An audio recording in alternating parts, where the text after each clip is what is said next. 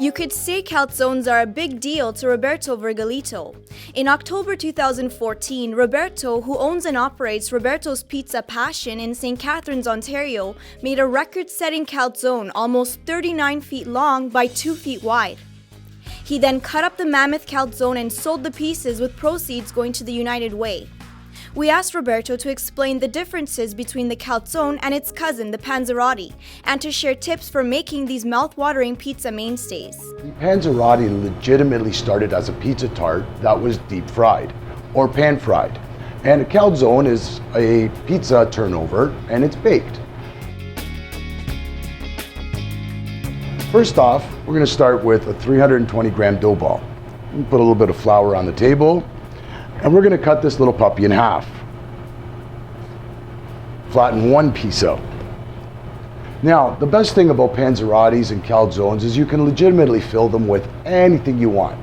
You can use mozzarella, you can use fiore di latte, mozzarella di bufalo, any types of cheeses that you like, and any kind of toppings you like. But today we're going to keep it simple.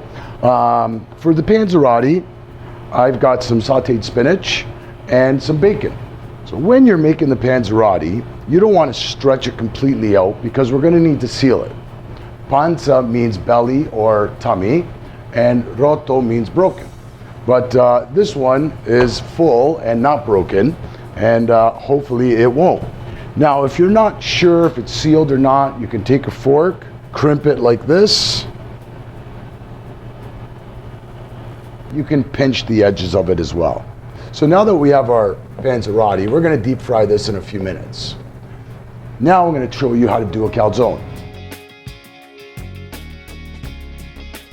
We've got our dough. Make sure you've got your flour.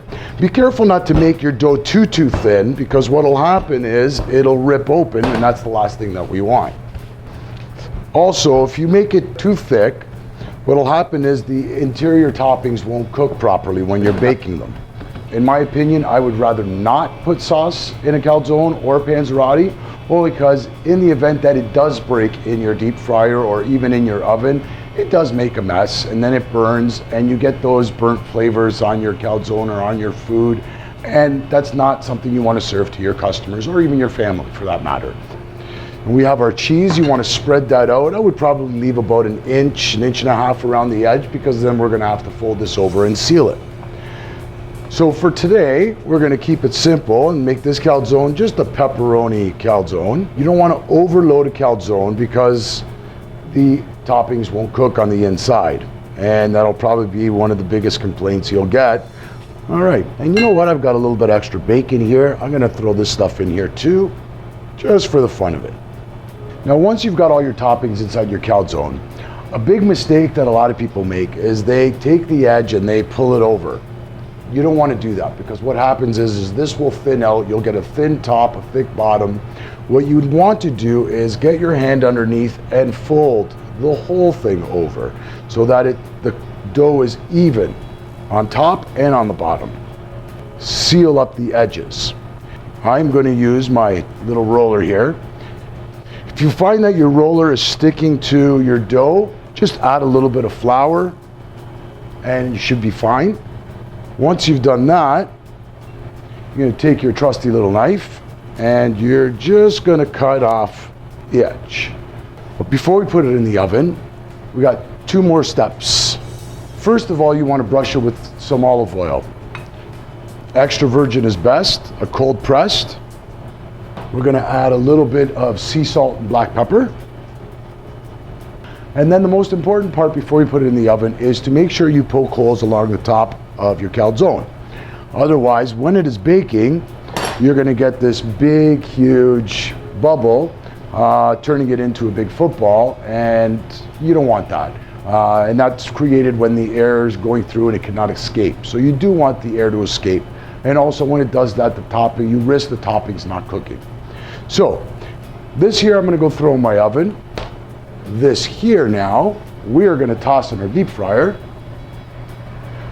Now, the deep fryer, I usually keep it around 325 degrees. You don't want to overdo it, otherwise what happens is the dough cooks and the inside doesn't. So as you can see here, it's bubbling up quite nicely. You don't want to make your dough too thin, but you don't want to make it too thick either. You're gonna take your tongs. You're gonna drain some of this oil. As you see here, we have our finished product. We have our Panzerotti and we have our calzone. Now the only other thing I would do with our Panzerotti is maybe just a little bit of sea salt. Remember, a calzone is like a pizza turnover. Use your hand for support when folding. Make sure edges are sealed and try using a roller. And don't forget, poke holes or slits in the top. Bake at 500 to 550 degrees Fahrenheit in the oven. The Panzerotti is originally a deep-fried or pan-fried pizza tart. Don't stretch out your dough completely and ensure edges are sealed with a roller. Don't poke holes in the top. Deep fry at 325 degrees Fahrenheit.